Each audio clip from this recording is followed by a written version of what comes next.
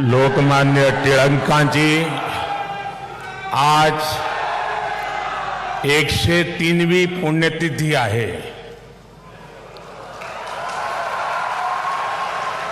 देशाला अनेक महानायक देण्याच्या महाराष्ट्राच्या भूमीला मी कोटी कोटी वंदन करते.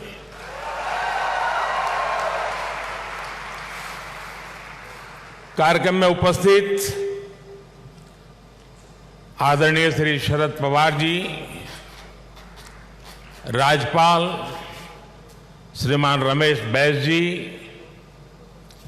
महाराष्ट्र के मुख्यमंत्री श्रीमान एकनाथ शिंदे जी, उप मुख्यमंत्री श्रीमान देवेंद्र फडणवीस जी, उप मुख्यमंत्री श्रीमान अजीत पवार जी,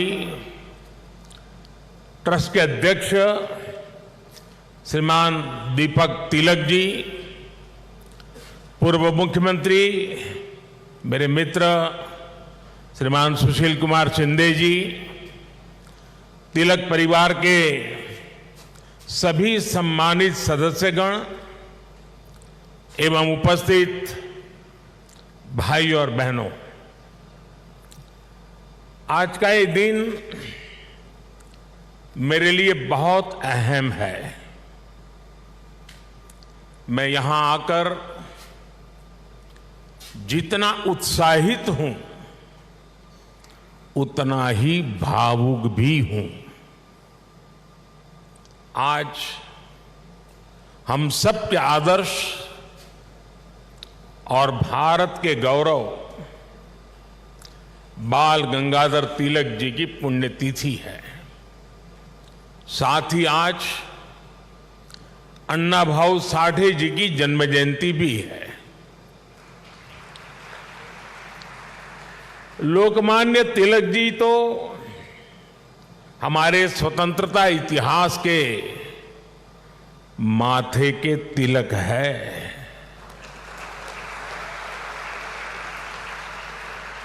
साथ ही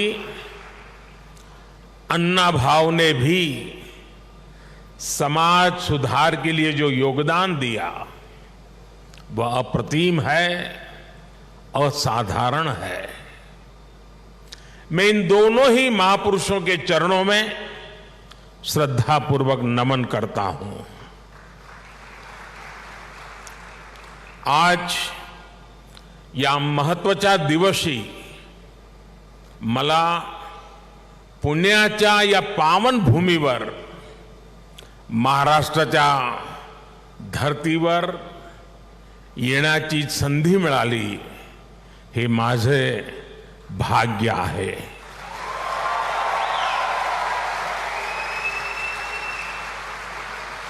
ये पुण्यभूमि छत्रपति शिवाजी महाराज की धरती है.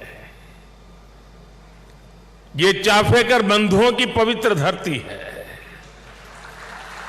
इस धरती से ज्योतिबा फुले, सावित्रीबाई फुले की प्रेरणाएं और आदर्श जुड़े हैं. अभी कुछ ही देर पहले मैंने दगड़ू सेठ मंदिर में गणपति जी का आशीर्वाद भी लिया. ये भी पुणे जिले के इतिहास का बड़ा दिलचस्प पहलू है. दगड़ू सेठ पहले व्यक्ति थे जो तिलक जी के आह्वान पर गणेश प्रतिमा की सार्वजनिक स्थापना में शामिल हुए थे.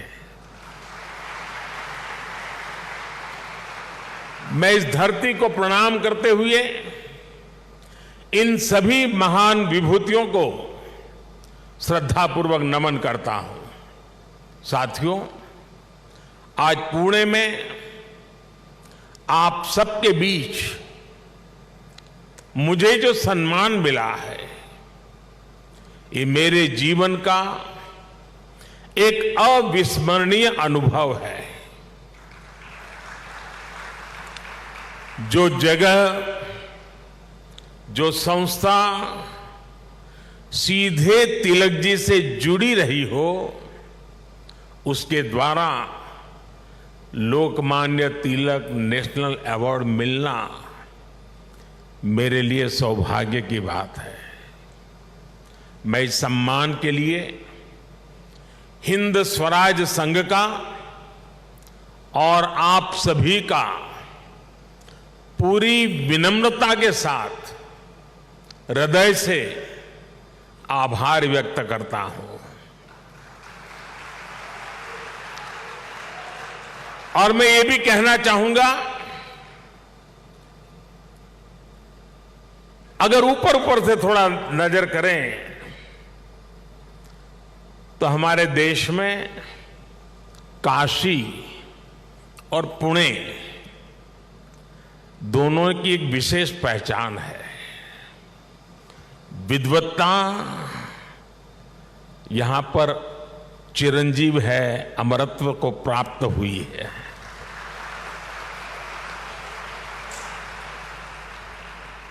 और जो पुणे नगरी विद्वत्ता की दूसरी पहचान हो, उस भूमि पे सम्मानित होना जीवन का इससे बड़ा कोई गर्व और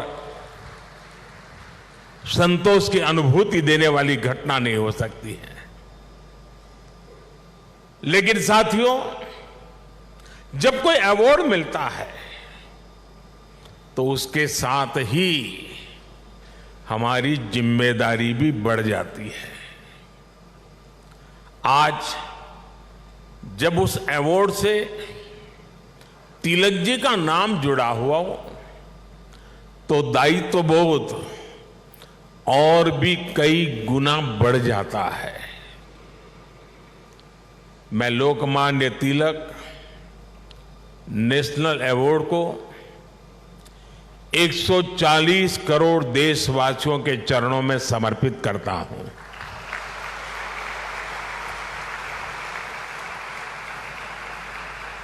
मैं देशवासियों को विश्वास भी दिलाता हूं कि उनकी सेवा में, उनकी आशाओं अपेक्षाओं की पूर्ति में कोई कोर कसर बाकी नहीं छोड़ूंगा। जिनके नाम में गंगाधर हो, उनके नाम पर मिले इस अवार्ड के साथ जो धनराशि मुझे दी गई है वो भी गंगा जी को समर्पित कर रहा हूं। मैंने पुरस्कार राशि नमामि गंगे परियोजना के लिए दान देने का निर्णय लिया है। साथियों, भारत की आजादी में लोकमान्य तिलक की भूमिका को, उनके योगदान को कुछ घटनाओं और शब्दों में नहीं समेटा जा सकता है। तिलक जी के समय और उनके बाद की स्वतंत्रता संग्राम से जुड़ी जो भी घटनाएं और आंदोलन हुए, उस दौर में जो भी क्रांतिकारी और नेता हुए, तिलक जी की छाप सब पर थी, हर जगह थी। इसलिए खुद अंग्रेजों को भी तिलक जी को the father of the Indian unrest कहना पड़ा था। तिलक जी ने भारत के स्वतंत्रता आंदोलन की पूरी दिशा ही बदल दी थी। जब अंग्रेज कहते थे कि भारतवासी देश चलाने के लायक नहीं है, तब लोकमान्य तिलक ने कहा कि स्वराज्य हमारा जन्मसिद्ध अधिकार है। अंग्रेजों ने धारणा बनाई थी कि भारत की आस्था, संस्कृति, मान्यताएं, ये सब पिछड़ेपन का प्रतीक है। लेकिन तिलक जी ने इसे भी गलत साबित किया। इसलिए भारत के जनमानस ने न केवल खुद आगे आकर तिलक जी को लोकमान्यता दी, बल्कि लोकमान्य का खिताब भी दिया। और जैसा अभी दीपक जी ने बताया, स्वयं महात्मा गांधी ने उन्हें आधुनिक भारत का निर्माता भी कहा।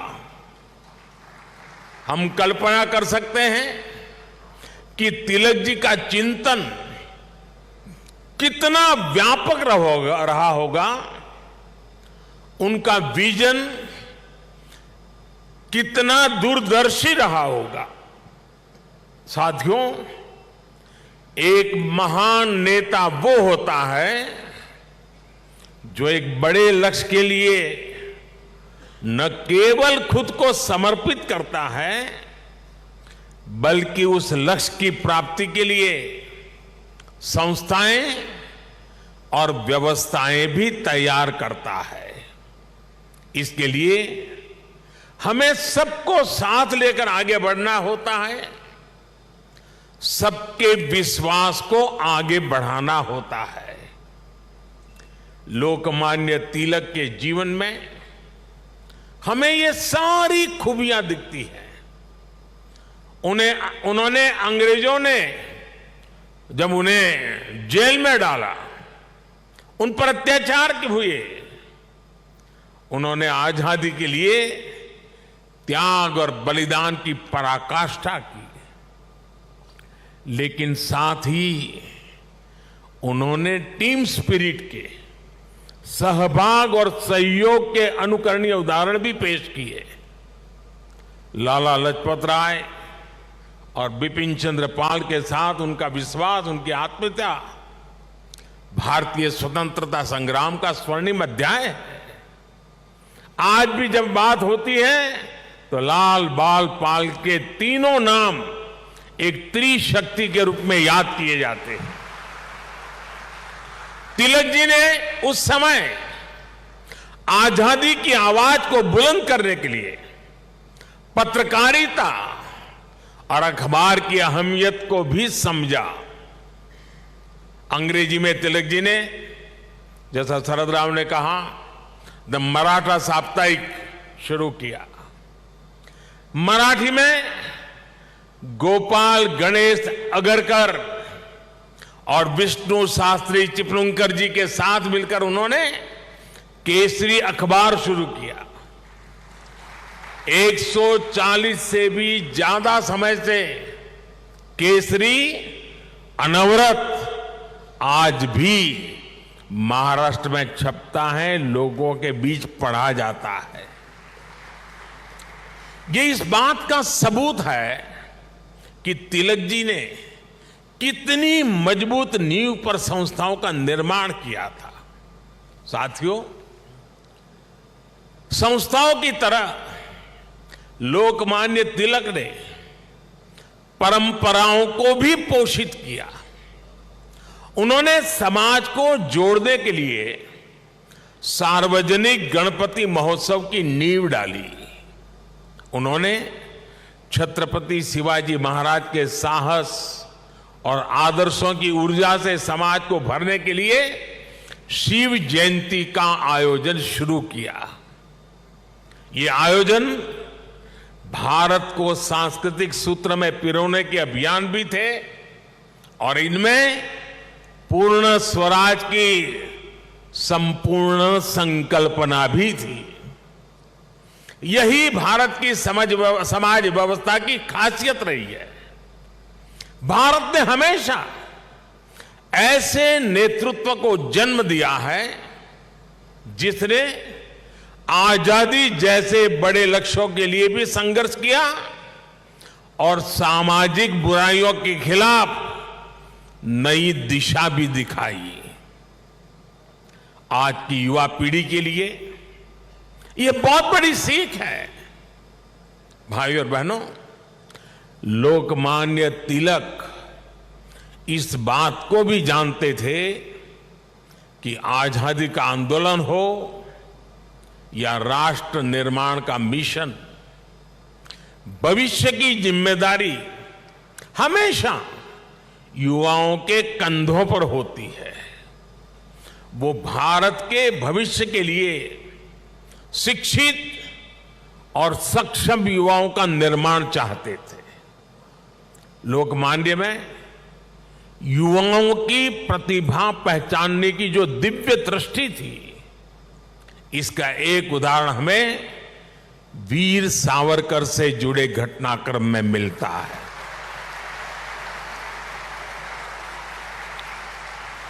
उस समय सावरकर जी युवा थे।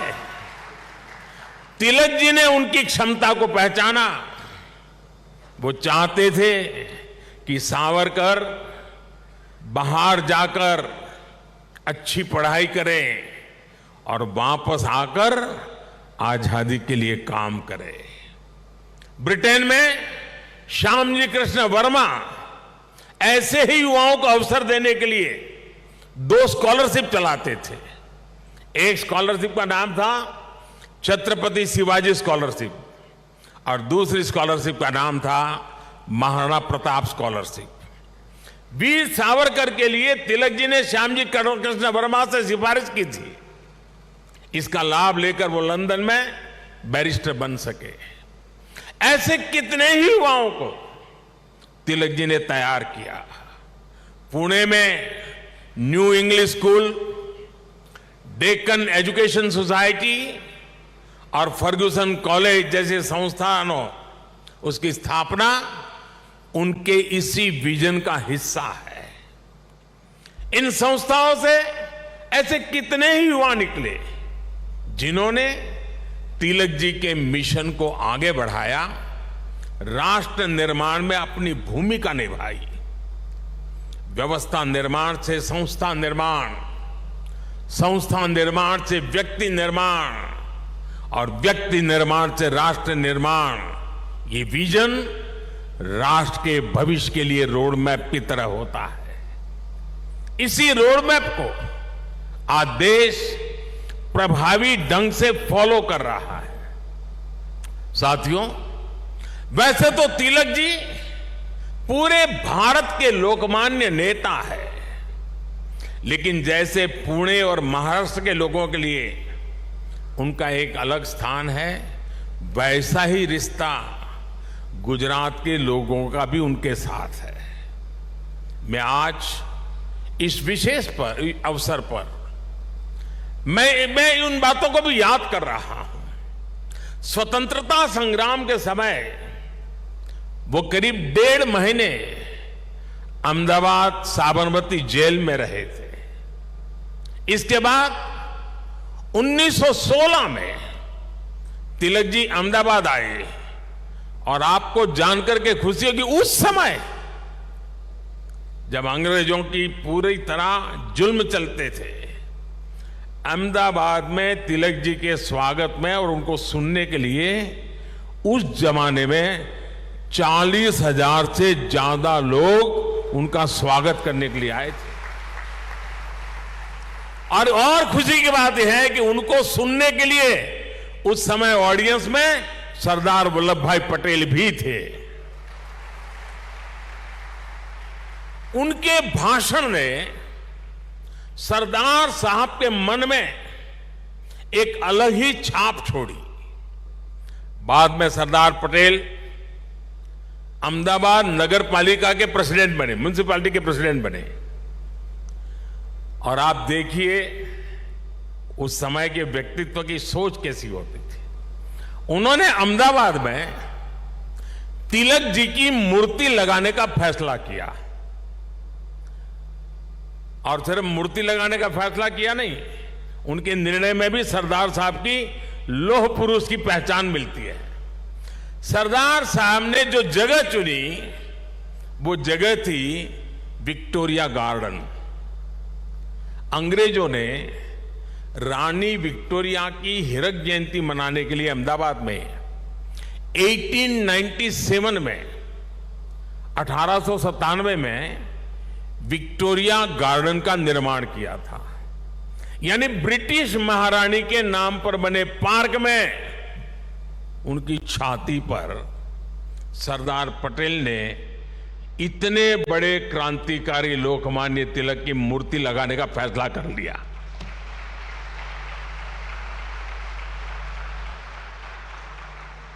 और उस समय सरदार साहब पर इसके खिलाफ कितना ही दबाव पड़ा, उन्हें रोकने की कोशिश हुई, लेकिन सरदार तो सरदार थे।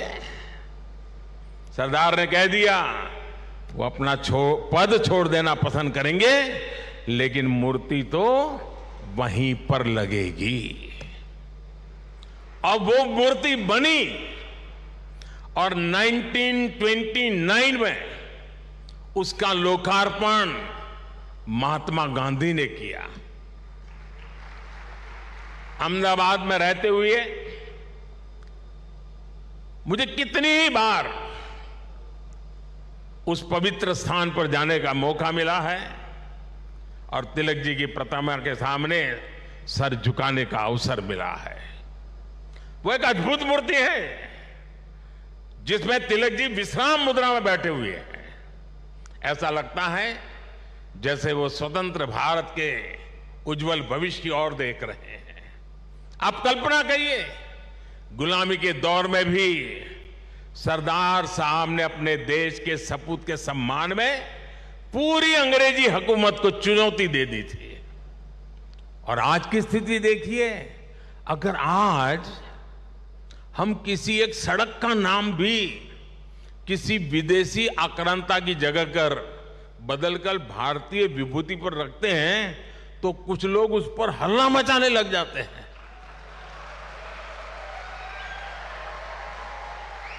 उनकी नींद खराब हो जाती है। साथियों, ऐसा कितना ही कुछ है जो हम लोकमान्य तिलक के जीवन से सीख सकते हैं। लोकमान्य तिलक गीता में निष्ठा रखने वाले व्यक्ति थे। वो गीता के कर्मयोग को जीने वाले व्यक्ति थे। अंग्रेजों ने उन्हें रोकने के लिए उन्हें भारत के दूर पूरब में मांडले की जेल में डाल दिया, लेकिन वहां भी तिलक जी ने गीता का अपना अध्ययन जारी रखा। उन्होंने देश को हर चुनौती से पार पाने के लिए गीता रहस्य के जरिए कर्मयोग की सहज समझ दी, कर्म की ताकत से परिचित करवाया। साथियों, बाल गंगाधर तिलक जी के व्यक्तित्व के एक और पहलू की तरफ मैं आज देश के युवा पीढ़ी का ध्यान आकर्षित करना चाहता हूं। तिलक जी की एक बड़ी विशेषता थी कि वो लोगों को खुद पर विश्वास करने के बड़े आग्रही थे और करना सिखाते थे। वो उन्हें आत्मविश्वास से भर देते थे। पिछली शताब्दी में जब लोगों के मन में ये बात बैठ गई थी कि भारत गुलामी की बेड़ियां नहीं तोड़ सकता, तिलक जी ने लोगों को आजादी का विश्वास दिया। उन्हें हमारे इतिहास पर विश्वास था, उन्हें हमारी संस्कृति पर विश्वास था, उन्हें अपने लोगों पर विश्वास था, उन्हें हमारे श्रमिकों उद्यमियों पर विश्वास था, उन्हें भारत के सामर्थ्य पर विश्वास था। भारत की बात आते ही कहा जाता था यहां के लोग ऐसे ही हैं, हमारा कुछ नहीं हो सकता। लेकिन तिलक जी ने हीन भावना के इस मिथक को तोड़ने का प्रयास किया, देश को उसके सामर्थ्य का विश्वास दिलाया। साथियों, अविश्वास के वातावरण में देश का विकास संभव नहीं होता। कल मैं देख रहा था, पुणे के ही एक सज्जन श्रीमान मनोज पोचाट जी ने मुझे एक ट्वीट किया है। उन्होंने मुझे 10 साल पहले की मेरी पुणे यात्रा को याद दिलाया है। उस समय जिस फर्ग्यूसन कॉलेज की तिलक जी ने स्थापना की थी, उसमें मैंने तब के भारत में ट्रस्ट डेफिसिट की बात की थी। अब मनोज जी ने मुझे आग्रह किया है कि मैं ट्रस्ट डेफिसिट से ट्रस्ट सरप्लस तक की देश की यात्रा के बारे में बात करूं। मैं मनोज जी का आभार व्यक्त करूंगा कि उन्होंने इस अहम विषय को उठाया है। भाई और बहनों, आज भारत में ट्रस्ट सरप्लस पॉलिसी में भी दिखाई देता है और देशवासियों के परिश्रम में भी झलकता है। बीते 9 वर्षों में भारत के लोगों ने बड़े बड़े बदलावों की नींव रखी, बड़े बड़े परिवर्तन करके दिखाए। आखिर कैसे भारत दुनिया की 5वीं सबसे बड़ी अर्थव्यवस्था बन गया? ये भारत के लोग ही हैं जिन्होंने ये करके दिखाया। आज देश हर क्षेत्र में अपने आप पर भरोसा कर रहा है और अपने नागरिकों पर भी भरोसा कर रहा है। कोरोना के संकट काल में भारत ने अपने वैज्ञानिकों पर विश्वास किया और उन्होंने मेड इन इंडिया वैक्सीन बनाकर दिखाई और पुणे ने भी उसमें बड़ी भूमिका निभाई। हम आत्मनिर्भर भारत की बात कर रहे हैं क्योंकि हमें विश्वास है कि भारत ये कर सकता है। हम देश के आम आदमी को बिना गारंटी का मुद्रा लोन दे रहे हैं क्योंकि हमें उसकी ईमानदारी पर, उसकी कर्तव्य शक्ति पर विश्वास है। पहले छोटे छोटे कामों के लिए आम लोगों को परेशान होना पड़ता था। आज ज्यादातर काम मोबाइल पर एक क्लिक पर हो रहे हैं। कागजों को अटैच करने के लिए आपके अपने हस्ताक्षर पर भी आज सरकार विश्वास कर रही है। इससे देश में एक अलग माहौल बन रहा है, एक सकारात्मक वातावरण तैयार हो रहा है और हम देख रहे हैं कि विश्वास से भरे हुए देश के लोग देश के विकास के लिए कैसे खुद आगे बढ़कर काम कर रहे हैं। स्वच्छ भारत आंदोलन को इस जन विश्वास ने ही जन आंदोलन में बदला। बेटी बचाओ बेटी पढ़ाओ अभियान को इस जन विश्वास ने ही जन आंदोलन में बदला। लाल किले से मेरी एक पुकार पर कि जो सक्षम है उन्हें गैस सब्सिडी छोड़नी चाहिए, लाखों लोगों ने गैस सब्सिडी छोड़ दी थी। कुछ समय पहले ही कई देशों का एक सर्वे हुआ था।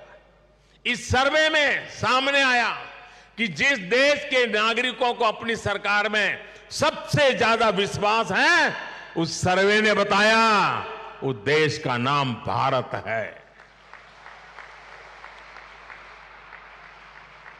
ये बदलता हुआ जनमानस, ये बढ़ता हुआ जनविश्वास भारत के जन जन की प्रगति का माध्यम बन रहा है। साथियों, आज आजादी के 75 वर्ष बाद देश अपने अमृतकाल को कर्तव्य काल के रूप में देख रहा है। हम देशवासी अपने अपने स्तर से देश के सपनों और संकल्पों को ध्यान में रखकर काम कर रहे हैं। इसलिए आज विश्व भी भारत में भविष्य देख रहा है। हमारे प्रयास आज पूरी मानवता के लिए एक आश्वासन बन रहे हैं। मैं मानता हूं कि लोकमान्य आज जहां भी उनकी आत्मा होगी वो हमें देख रहे हैं, हम पर अपना आशीर्वाद बरसा रहे हैं। उनके आशीर्वाद से, उनके विचारों की ताकत से हम एक सशक्त और समृद्ध भारत के अपने सपने को जरूर साकार करेंगे। मुझे विश्वास है हिंद स्वराज संघ तिलक के आदर्शों से जन जन को जोड़ने में इसी प्रकार आगे आकर के अहम भूमिका निभाता रहेगा। मैं एक बार फिर इस सम्मान के लिए आप सभी का आभार प्रकट करता हूं। इस धरती को प्रणाम करते हुए, इस विचार को आगे बढ़ाने में जुड़े हुए सबको प्रणाम करते हुए मैं मेरी वाणी को विराम देता हूं। आप सबका बहुत बहुत धन्यवाद।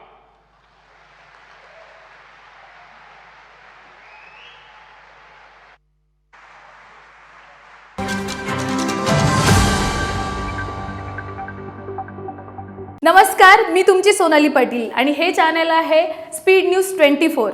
तेव्हा लाईक, कमेंट आणि शेअर करायला विसरू नका। काय कळलं काय? धन्यवाद।